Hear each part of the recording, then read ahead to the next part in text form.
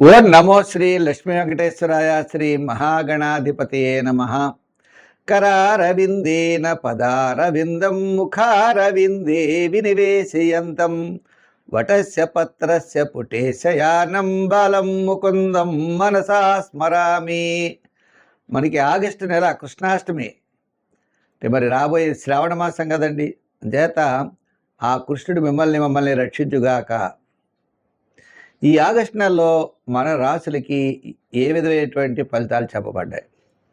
అనుకూలంగా ఉంటే వేగంగా పెడతాం, అనుకూలంగా లేకపోతే దానికి పరిహారం చేసుకుంటూ పాజిటివ్ వైబ్రేషన్స్ డెవలప్ చేసుకుంటూ మనం మరింత శక్తితో మరింత ప్రయత్నంతో ముందుకు పెడతాం, విజయం సాధిస్తాం.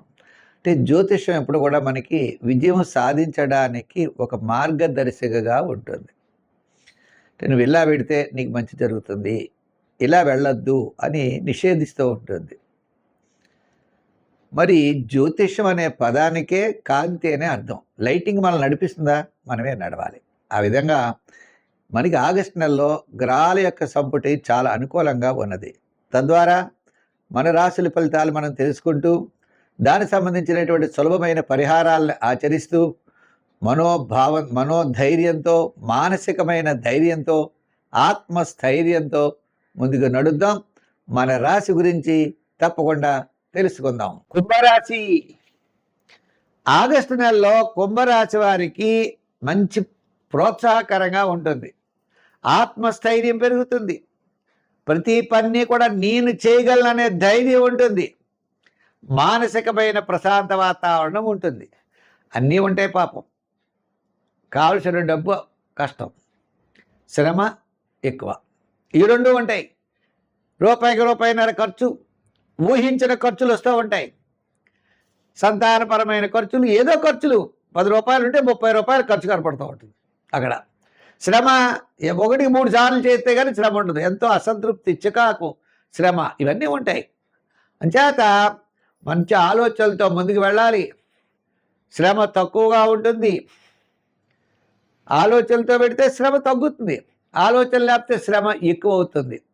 మరి ఈ రాశి వారికి ఏనాటి శని ద్వితీయ స్థానంలో శని, రాశిలో రాహువు, షష్టంలో గురుడు. గ్రహాల యొక్క బలం అన్నది ఎలా ఉంది అంటే మిశ్రమైనటువంటి బలాలు కనపడుతున్నాయి.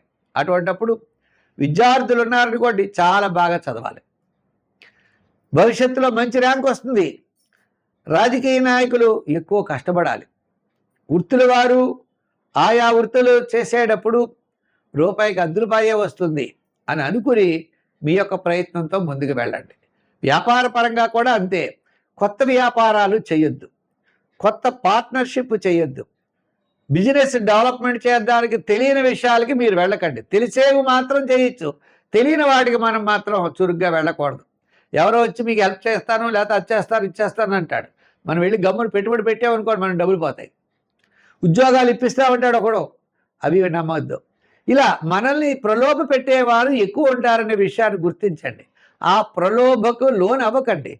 తల్లిదండ్రులు అనుకుంటారు పాపం పిల్లలు సెటిల్ అయిపోతారు కదా అనుకుని డబ్బులు ఇస్తారు. అటువంటి పనులు చేయకండి. ఈ కుంభరాశి వారికి అలా లాస్ అయిపోవడానికి ఎక్కువ అవకాశాలు ఉంటాయి. ఈ కుంభరాశి తర్వాత రాశి మీన రాశి వారికి కూడా అంతే.